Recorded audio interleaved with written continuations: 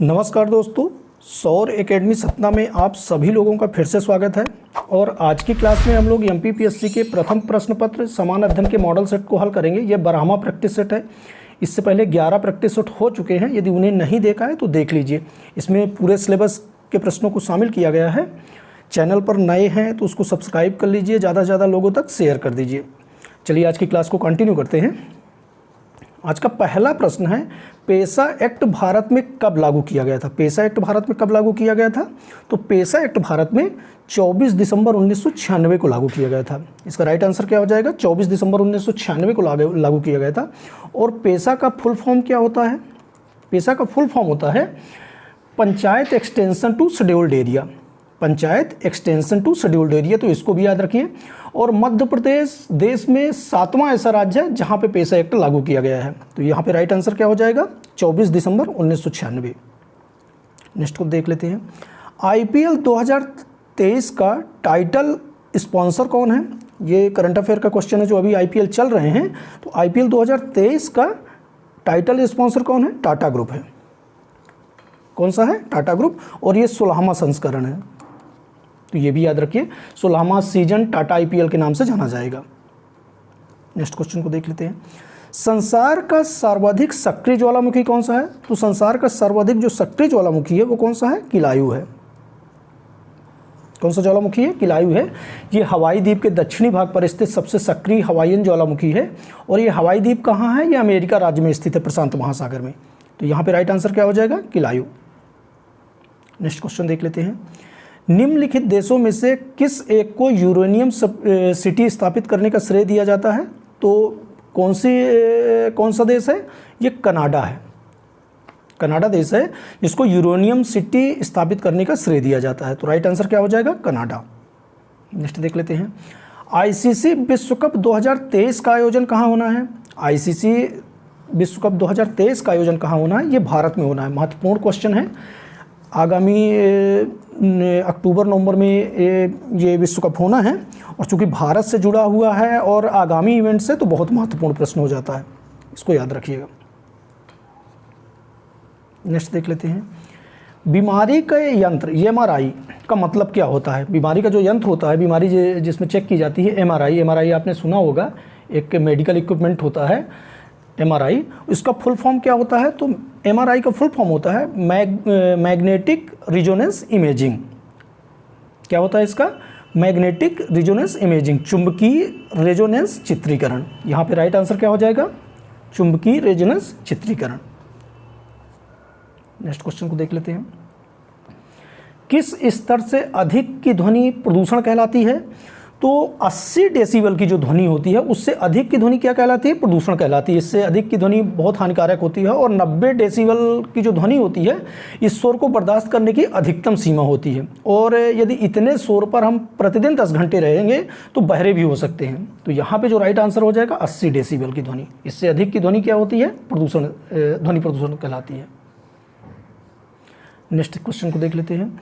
वायुमंडलीय दाब का अचानक गिरना क्या इंगित करता है? तो वायुमंडलीय दाब का अचानक गिरना क्या इंगित करता है? जब तेज आंधी तूफान आने की संभावना होती है तो वायुमंडलीय दाब अचानक गिरता है। तो ये किसको इंगित करता है? तूफान को, तेज आंधी तूफान को। नेक्स्ट क्वेश्चन देख लेते हैं। फीफा वर्ल्ड कप 2022 किस देश ने जीता है? तो फीफा वर्ल्ड कप 2022 जो जीता है वो किसने जीता है? अर्जेंटीना ने जीता है। और किसके खिलाफ? ये फ्रांस के खिलाफ। याद रखिएगा, करंट अफेयर से जुड़ा हुआ क्वेश्चन है। फीफा वर्ल्ड कप 2022 किस देश ने जीता है? अर्जेंटीना ने। नेक्स्ट देख लेते हैं। पूजा वस्त्रकार का संबंध मध्य प्रदेश के किस जिले से है? तो पूजा वस्त्रकार का संबंध मध्य प्रदेश के शहडोल जिले से है। ये मध्य प्रदेश और भारत के एक ऑलराउंडर क्रिकेट खिलाड़ी हैं, इसलिए महत्वपूर्ण हो जाता है। इन्होंने बहुत उल्लेखनीय क्रिकेट के क्षेत्र में काम किए हैं। तो ये इसका राइट आंसर क्या हो जाएगा? शहडोल। शहडोल के निवासी हैं। निम्न में से क्या ऑपरेटिंग सिस्टम नहीं है? निम्न में से क्या ऑपरेटिंग सिस्टम नहीं है?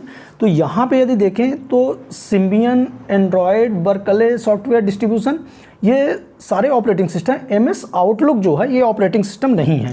एमएस आउटलुक ऑपरेटिंग सिस्टम नहीं है, ये एमएस ऑफिस का एक सॉफ्टवेयर है। तो यहाँ पे राइट आंसर क्या हो जाएगा? क्योंकि नहीं पूछा गया है तो एमएस आउटलुक। नेक्स्ट क्वेश्चन को देख लेते हैं। 64 बिट कंप्यूटिंग का क्या अर्थ है? 64 बिट कंप्यूटिंग का क्या अर्थ है? तो 64 बिट प्रोसेसर के शब्द के आकार का संकेतक होता है, तो ये भी राइट हो जाता है। इसका अर्थ है माइक्रो प्रोसेसर और अधिक रैम सपोर्ट करने में सक्षम होता है, तो ये भी इसमें राइट हो जाता है। 64 बिट प्रोसेसर मशीन की गणनाएं तेज होती हैं, तो ये भी राइट हो जाता है। यहाँ पे जो राइट आंसर हो जाएगा वो उपयुक्त तीनों हैं। 64 कंप्यूटिंग में शब्द के आकार का संकेतक होता है, माइक्रो प्रोसेसर और अधिक रैम सपोर्ट करने में सक्षम होता है, और 64 बिट प्रोसेसर मशीन में जो गणनाएँ होती हैं वो तीव्र गति से होती हैं, तो यहाँ पे उपयुक्त सभी हो जाएगा। नेक्स्ट देख लेते हैं। निम्न में से क्या नॉन वोलेटाइल मेमोरी का उदाहरण नहीं है? यहाँ पे देखें, नॉन वोलेटाइल मेमोरी का उदाहरण नहीं पूछा गया है, तो EEPROM, hard disk, flash memory, ये तीनों है नॉन वोलेटाइल मेमोरी का उदाहरण। SD रैम जो है ये नॉन वोलेटाइल मेमोरी का उदाहरण नहीं है। इसमें डाटा तब तक ही रहता है जब तक विद्युत सप्लाई ऑन रहती है, तो यहाँ पे जो राइट आंसर क्या हो जाएगा? SD RAM. नेक्स्ट देख लेते हैं। वह कौन सा प्रोटोकॉल है जिसका उपयोग सर्वर से फाइल डाउनलोड करने के लिए किया जाता है? तो कौन सा प्रोटोकॉल है? ये फाइल ट्रांसफ़र प्रोटोकॉल है। कौन सा? File transfer protocol, FTP। ये इंटरनेट में प्रयुक्त एक प्रोटोकॉल है जिसका प्रयोग नेटवर्क से जुड़े किसी कंप्यूटर और सर्वर के बीच फाइल स्थानांतरित करने के लिए किया जाता है, तो यहाँ पे राइट आंसर क्या हो जाएगा? File transfer protocol. इसका फुल फॉर्म भी याद रखिएगा, FTP का फुल फॉर्म भी पूछा जा सकता है, तो वो उसका भी यही है, file transfer protocol. Next question को देख लेते हैं, स्पोर्ट्स से संबंधित है। सुब्रतो कप निम्नलिखित में से किससे संबंधित है? सुब्रतो कप किससे संबंधित है? तो सुब्रतो कप जो है वो फुटबॉल से संबंधित है। किससे संबंधित है? फुटबॉल से संबंधित है, और ये भारत का इंटर स्कूल फुटबॉल कप है, जिसकी शुरुआत जो हुई थी भारतीय वायुसेना के एयर मार्शल सुब्रतो मुखर्जी के नाम पर की गई थी। उन्हीं के नाम पर इसको रखा गया है। किनके नाम पर? सुब्रतो मुखर्जी। राइट आंसर क्या हो जाएगा? फुटबॉल।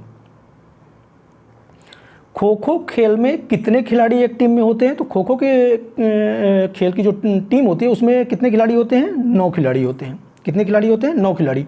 और 9 खिलाड़ी किस में होते हैं? बेसबॉल में भी 9 खिलाड़ी होते हैं, ये भी याद रखिए। 11 खिलाड़ी किस में होते हैं? क्रिकेट में, फुटबॉल में और हॉकी में कितने के 11 प्लेयर होते हैं? 7 प्लेयर किस में होते हैं? 7 प्लेयर कबड्डी में होते हैं, तो ये भी याद रखिए। इसके अलावा बेसबॉल में 9 प्लेयर होते हैं, वॉलीबॉल में 6 प्लेयर होते हैं, बास्केटबॉल में 5 प्लेयर होते हैं, तो इनको भी याद रखिए। इनसे भी प्रश्न पूछे जा सकते हैं। नेक्स्ट देख लेते हैं। बटरफ्लाई स्ट्रोक का संबंध किससे है? बटरफ्लाई स्ट्रोक का संबंध किससे होता है? ये तैराकी से संबंधित है। बटरफ्लाई स्ट्रोक किससे संबंधित है? तैराकी से संबंधित है। और इसमें क्या होता है कि तैराक जो होता है अपने दोनों हाथ पानी की सतह के ऊपर रखकर एक साथ आगे पीछे ले जाता है, इसको बटरफ्लाई स्ट्रोक कहते हैं। इसके अलावा और तैराकी से संबंधित शब्दावली कौन कौन सी हैं? बैक स्ट्रोक होता है, बेस्ट स्ट्रोक होता है, रिले होता है, फ्री स्टाइल होता है, क्रॉल होता है, तो ये भी याद रखिए। शब्दावली से प्रश्न पूछे जा रहे हैं, याद रखिए। नेक्स्ट क्वेश्चन को देख लेते हैं।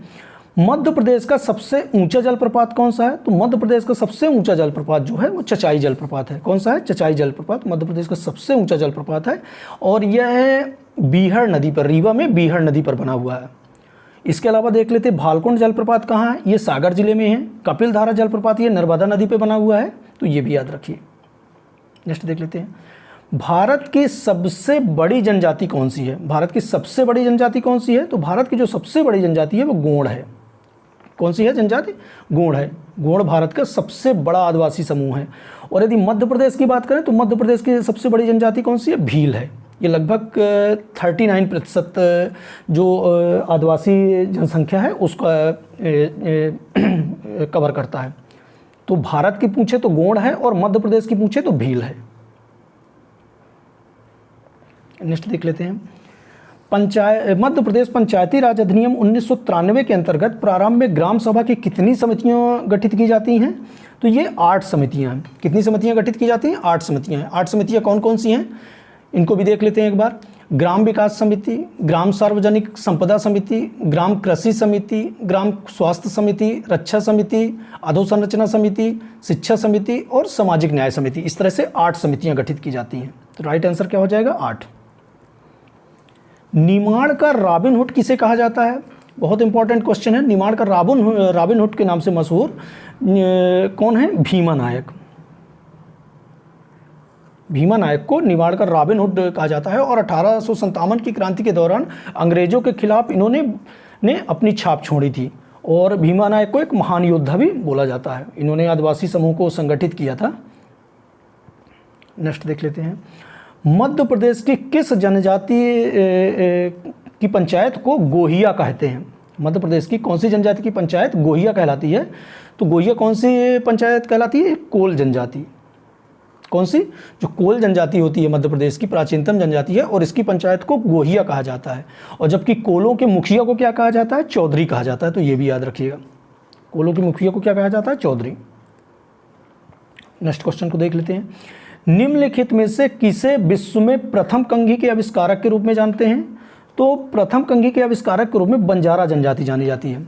बंजारा मध्य प्रदेश की एक घुमंतू जनजाति है जो कबीलाई संस्कृति को मानते हैं और सिख धर्म को अपनाते हैं ये लोग, और इन्हें ही विश्व की प्रथम कंघी के आविष्कारक के रूप में जाना जाता है। तो यहाँ पे राइट आंसर क्या हो जाएगा? बंजारा। सहायक संधि व्यवस्था को स्वीकार करने वाले प्रथम भारतीय देशी शासक कौन थे? तो जो सहायक संधि किसने लागू की थी? तो सहायक संधि लॉर्ड वेली जी द्वारा सहायक संधि की व्यवस्था शुरू की गई थी। और सहायक संधि को स्वीकार करने वाला जो प्रथम देशी रियासत थी वो कौन सी थी? हैदराबाद। हैदराबाद के निजाम जो थे वो प्रथम देशी रियासत थी जिसने सहायक संधि को स्वीकार किया। और इसने कब स्वीकार किया? 1798 में। इस सन भी याद रखिए, 1798 में। उसके बाद 1803 में बड़ौदा के रियासत और 1804 में ग्वालियर रियासत ने सहायक संधि को स्वीकार किया था। तो यहाँ पे राइट आंसर क्या हो जाएगा? हैदराबाद के निजाम। निम्न में से कौन राजनीतिक विधायिका से संबंधित है? तो यहाँ पे देखें, जिला न्यायाधीश, रक्षा मंत्रालय के सचिव, वित्त मंत्री, पुलिस अधीक्षक, जो वित्त मंत्री होते हैं ये राजनीतिक विधायिका से संबंधित होते हैं। जबकि जिला न्यायाधीश, रक्षा मंत्रालय के सचिव, पुलिस अधीक्षक जो होते हैं ये विभिन्न सेवाओं के पदस्थ अधिकारी होते हैं। तो यहाँ पे जो राइट आंसर क्या हो जाएगा? वित्त मंत्री। संसद के दोनों सदनों में कार्रवाई को प्रारंभ करने के लिए कम से कम कितने सदस्यों की आवश्यकता होती है? तो कितने सदस्यों की आवश्यकता होती है? संसद के सदनों की कार्रवाई शुरू करने के लिए उस सदन की सदस्य संख्या का 10वां भाग होना आवश्यक होता है। इसे गणपूर्ति भी कहते हैं। कुल सदस्यों की कुल संख्या कितनी? 1/10 होनी चाहिए। नेक्स्ट देख लेते हैं, राज्य सूची के विषय पर संसद को कानून बनाने की शक्ति किसमें निहित है? राज्य सूची के विषय में संसद को कानून बनाने की शक्ति किसमें निहित है? तो संविधान के अनुच्छेद 249, अनुच्छेद को भी याद रखिएगा, 249, संविधान के अनुच्छेद 249 में कि राज्यसभा में उपस्थित और मत देने वाले सदस्यों में से कम 2/3 सदस्यों द्वारा यह घोषित कर दिया जाए कि संसद राज्य सूची के विषयों पर राष्ट्र हित में कानून बनाए। तो संसद क्या होता है? राज्यसभा 1 वर्ष के लिए कानून बना सकती है। तो यहाँ पे जो राइट आंसर क्या हो जाएगा? राज्यसभा। और ये किसमें व्यवस्था है? 249, ये अनुच्छेद को भी याद रखिए। नेक्स्ट देख लेते हैं, संसद के सदस्यों का वेतन और भत्ता कौन निर्धारित करता है? संसद के सदस्यों का वेतन भत्ता जो निर्धारित होता है वो संसदीय विधि द्वारा निर्धारित होता है। कौन निर्धारित करता है? संसद। देख लेते हैं, निम्न में से कौन राष्ट्रपति को उसके कार्य अवधि पूर्ण होने से पहले पदमुक्त करने की कार्रवाई को चालू कर सकता है? राष्ट्रपति का कार्यकाल पूरा होने से पहले उन्हें पद से हटाया जा सकता है। इसका जो महाभियोग के आधार पर, और महाभियोग किस अनुच्छेद में वर्णन मिलता है? अनुच्छेद 61 में। अनुच्छेद 61 में राष्ट्रपति के महाभियोग संबंधी प्रावधान हैं, जिसमें महाभियोग के आधार पर संसद किसी भी सदन में लाया जा सकता है और उसके लिए एक संकल्प प्रस्तुत करना होता है, जिस पर उस सदन की कुल सदस्य संख्या का कम से कम 1/4 सदस्यों के हस्ताक्षर होना चाहिए और उस सदन की कुल सदस्य संख्या का कम से कम 2/3 बहुमत से पारित होना चाहिए। तो ये लोकसभा और राज्यसभा किसी भी सदन में लाया जा सकता है। राइट आंसर क्या हो जाएगा? लोकसभा या राज्यसभा में से कोई। और इसका वर्णन कहाँ पे मिलता है? अनुच्छेद 61 में, महाभियोग संबंधी प्रावधान। नेक्स्ट देख लेते हैं, अर्थव्यवस्था की आर्थिक गतिविधियों को कितने क्षेत्रों में बांटा गया है? तो अर्थव्यवस्था की जो आर्थिक गतिविधियों को उसको 3 क्षेत्रों में बांटा गया है। कौन कौन सी हैं? प्राथमिक, द्वितीयक, तृतीयक, 3 क्षेत्रों में बांटा गया है। प्राथमिक क्षेत्र में कौन कौन आते हैं? प्राथमिक क्षेत्र में कृषि, पशुपालन, मत्स्य इत्यादि आते हैं। जो द्वितीयक क्षेत्र में आते हैं वो औद्योगिक प्रणालियाँ आती हैं जो कच्चा माल के लिए प्राथमिक क्षेत्र पर निर्भर रहती हैं, और तृतीय क्षेत्र में आते हैं सेवा क्षेत्र, जिसमें बैंकिंग, सेवा, चिकित्सा इत्यादि सारी जो सेवा क्षेत्र होते हैं वो आते हैं। तो अर्थव्यवस्था की आर्थिक गतिविधियों को कितने क्षेत्रों में? 3 क्षेत्रों में बांटा गया है। नेक्स्ट देख लेते हैं, भारतीय बीमा नियामक एवं विकास प्राधिकरण का मुख्यालय कहाँ है? भारतीय बीमा नियामक और विकास प्राधिकरण का मुख्यालय कहाँ है? ये हैदराबाद में है। इसे एर्डा भी बोला जाता है। क्या बोला जाता है? एर्डा, इंश्योरेंस रेगुलेटरी डेवलपमेंट अथॉरिटी। ये कहाँ है? हैदराबाद में। और इसका जो मुख्य उद्देश्य है वो बीमा को प्रोत्साहित करना और बीमा धारकों को सुरक्षा प्रदान करना। नेक्स्ट देख लेते हैं, भारत में पहला बजट कब प्रस्तुत किया गया था? तो बजट संबंधी बहुत सारे फैक्ट आ जाते हैं। भारत में जो पहला बजट है वो जेम्स विल्सन ने 18 फरवरी 1860 में प्रस्तुत किया था। 18 फरवरी 1860 में प्रस्तुत किया था, और जेम्स विल्सन को भारतीय बजट का संस्थापक भी बोला जाता है। तो पहला बजट चूंकि पूछा गया है तो 1860 में हो जाएगा। यदि इसमें पूछा जाता है कि स्वतंत्र भारत का पहला बजट किसने प्रस्तुत किया था? तो वित्त मंत्री R.K. षटमुखम शेट्टी ने प्रस्तुत किया था 1947 में। ये फैक्ट भी याद रखिएगा। 1947 में स्वतंत्र भारत का पहला बजट प्रस्तुत किया गया था। गणतंत्र भारत का पहला बजट 1950 में जॉन मथाई ने प्रस्तुत किया था। तो ये भी फैक्ट याद रखिएगा। इसके अलावा इंदिरा गांधी एक ऐसी प्रधानमंत्री रहते हुए भी बजट पेश किया करने वाली पहली वित्त मंत्री बनी थी। और एक फैक्ट और याद रखिएगा, मोरारजी देसाई जो हैं, जो सबसे ज़्यादा बजट इन्होंने प्रस्तुत किया, लगभग 10 बार इन्होंने बजट प्रस्तुत किया है। तो ये फैक्ट भी याद रखिएगा। कोई भी फैक्ट पूछा जा सकता है। भारतीय रिजर्व बैंक ऑफ इंडिया की स्थापना कब हुई थी? भारतीय रिजर्व बैंक ऑफ इंडिया की स्थापना 1 अप्रैल 1935 में हुई थी। कब हुई थी? 1 अप्रैल 1935 में हुई थी। और ये किसके आधार पर हुई थी? भारतीय रिजर्व बैंक की स्थापना भारतीय रिजर्व बैंक अधिनियम 1934 के प्रावधानों के अनुसार हुई थी। और ये हिल्टन यंग कमीशन की सिफारिश के आधार पर इसकी स्थापना हुई थी। और इसमें एक डेट और याद रखिए, इसका राष्ट्रीयकरण कब हुआ था? तो 1 जनवरी 1949। डेट भी याद रखिए, 1 जनवरी 1949 को इसका राष्ट्रीयकरण किया गया था। 1 जनवरी 1949 को इसका राष्ट्रीयकरण हुआ था। नेक्स्ट देख लेते हैं, भारतीय मरुस्थल की एक महत्वपूर्ण नदी है। भारतीय मरुस्थल की एक महत्वपूर्ण नदी कौन सी है? लूनी। भारतीय मरुस्थल की महत्वपूर्ण नदी जो है वो लूनी है, राजस्थान में बहती है। तो यहाँ पे राइट आंसर क्या हो जाएगा? लूनी है। नेक्स्ट देख लेते हैं, एकांका गुहा की चोटी किस पर्वत श्रृंखला में स्थित है? तो एकांका गुहा की चोटी ये एंडीज पर्वत श्रृंखला में स्थित है। किस पर्वत श्रृंखला में? एंडीज पर्वत श्रृंखला में। ये दक्षिण अमेरिका में है, साउथ अमेरिका। अंडमान सागर और चीन सागर को कौन सी जल संधि जोड़ती है? तो अंडमान सागर और चीन सागर को मलक्का जल संधि जोड़ती है। कौन सी जल संधि जोड़ती है? मलक्का जल संधि, अंडमान सागर और चीन सागर को। नेक्स्ट क्वेश्चन को देखते हैं, निम्न में से जैव विविधता का पिता किसे कहा जाता है? जैव विविधता का पिता किसे कहा जाता है? तो E.O. विल्सन। E.O. विल्सन को जैव विविधता का पिता कहा जाता है, फादर ऑफ।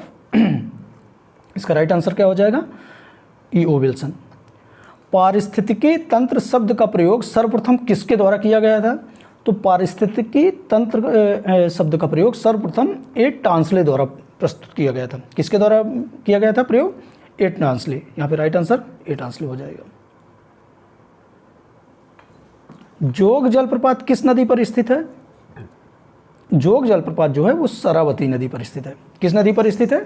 शरावती नदी पर। महत्वपूर्ण प्रश्न है। जो गरसोप्पा जलप्रपात। शहद के लिए मधुपक्षियों के पालन को कहते हैं, शहद के लिए मधुपक्षियों के पालन को क्या कहते हैं? एपीकल्चर। तो मधुमक्खियों का पालन होता है वो क्या कहलाता है? एपीकल्चर कहलाता है। नेक्स्ट क्वेश्चन को देख लेते हैं, निम्नलिखित में से किसे मानव शरीर का रक्षा तंत्र कहा जाता है? मानव शरीर का रक्षा तंत्र किसे कहा जाता है? श्वेत रुधिर कोशिका। किसे कहा जाता है? श्वेत रुधिर कोशिका, व्हाइट ब्लड सेल को मानव शरीर का रक्षा तंत्र कहा जाता है। नेक्स्ट, सिरके का रासायनिक नाम क्या है? सिरके का रासायनिक नाम क्या है? तो एसिटिक अम्ल। सिरके का रासायनिक नाम क्या होता है? एसिटिक अम्ल। नेक्स्ट, भारतीय संविधान के किस अनुच्छेद में एक राज्य निर्वाचन आयोग का प्रावधान किया गया है? भारतीय संविधान का कौन सा अनुच्छेद है जिसमें राज्य निर्वाचन आयोग का प्रावधान है? तो 243 टा, अनुच्छेद 243 टा में प्रावधान है कि हर राज्य में एक निर्वाचन आयोग होना चाहिए। राइट आंसर क्या हो जाएगा? 243 टा। मध्य प्रदेश राज्य सतर्कता आयोग का गठन कब किया गया था? मध्य प्रदेश राज्य सतर्कता आयोग का गठन 1 मार्च 1964 को किया गया था। संथानम समिति की सिफारिश के आधार पर हुआ था। 1 मार्च 1964 राज्य सतर्कता आयोग का गठन कब हुआ था? 1 मार्च 1964। नेक्स्ट देख लेते हैं, राष्ट्रीय बाल अधिकार संरक्षण आयोग NCPCR से जुड़े कथनों पर विचार करना है। देखते हैं यहाँ पे, जो राष्ट्रीय बाल अधिकार संरक्षण आयोग है ये एक सांविधिक निकाय है। ये बिल्कुल सही है, सांविधिक निकाय है। इसका गठन मार्च 2007 में किया गया है, तो ये भी सही हो जाता है। इसका गठन 2007 में किया गया था। इसकी स्थापना का जो उद्देश्य है वो बाल अधिकारों की रक्षा तथा संवर्धन करना है, तो ये भी सही है। तो यहाँ पे राइट आंसर तीनों हो जाते हैं। राष्ट्रीय बाल अधिकार संरक्षण एक सांविधिक निकाय है, गठन इसका 2007 में हुआ है, उद्देश्य जो है बाल अधिकारों की रक्षा करना। नेक्स्ट देख लेते हैं, राष्ट्रीय मानव अधिकार आयोग के सदस्यों की परावधि कितनी होती है? राष्ट्रीय मानव अधिकार आयोग के सदस्यों की जो कार्यकाल होता है वो कितना होता है? 3 वर्ष या 75 वर्ष, जो भी पहले पूरा हो जाएगा, 3 वर्ष या 70 वर्ष। तो राइट आंसर क्या हो जाएगा? बी। राष्ट्रीय हरित अधिकरण की स्थापना किस वर्ष की गई थी? राष्ट्रीय हरित अधिकरण की स्थापना 2010 में की गई थी। कब की गई थी राष्ट्रीय हरित अधिकरण की स्थापना? 2010 में। नेक्स्ट क्वेश्चन देख लेते हैं, संविधान लागू होने के बाद राष्ट्रपति ने पहली बार कब 2 अन्य निर्वाचन आयुक्तों को मुख्य निर्वाचन आयुक्तों की सहायता के लिए नियुक्त किया था? तो ये प्रक्रिया कब, ये जो है 1989 से शुरू की गई थी। 89 से पहले जो था निर्वाचन आयोग वो एक सदस्यी था निर्वाचन आयोग। 1989 में राष्ट्रपति ने 3 सदस्य, इसको बहुसदस्यीय निकाय बनाया, जिसमें एक अध्यक्ष और 2 अन्य सदस्य, ये 3 सदस्यीय निकाय बना दिया, बहुसदस्यीय निकाय। और ये प्रक्रिया कब से शुरू हुई है? 1989 से। नेक्स्ट देख लेते हैं, संघ लोक सेवा आयोग के अध्यक्षों व सदस्यों का चयन किसके द्वारा किया जाता है? संघ लोक सेवा आयोग के जो अध्यक्ष और सदस्यों का चयन जो होता है वो राष्ट्रपति द्वारा किया जाता है। किसके द्वारा? राष्ट्रपति द्वारा। नेक्स्ट देख लेते हैं, राज्य लोक सेवा आयोग अपनी वार्षिक रिपोर्ट किसको प्रस्तुत करता है? तो राज्य लोक सेवा आयोग अपनी वार्षिक रिपोर्ट किसको प्रस्तुत करता है? ये राज्यपाल को प्रस्तुत करता है। कौन किनको प्रस्तुत करता है? राज्यपाल को। इस तरह से हमने आज MPPSC के 50 क्वेश्चनों का एक प्रैक्टिस सेट लगाया है, और इसी तरह के प्रैक्टिस सेट को हम आगे भी लाते रहेंगे। चैनल को सब्सक्राइब कर लीजिए, ज़्यादा से ज़्यादा लोगों तक शेयर कीजिए। इसी तरह के प्रैक्टिस सेट हम आगे भी लाते रहेंगे। मिलते हैं नेक्स्ट वीडियो में। धन्यवाद।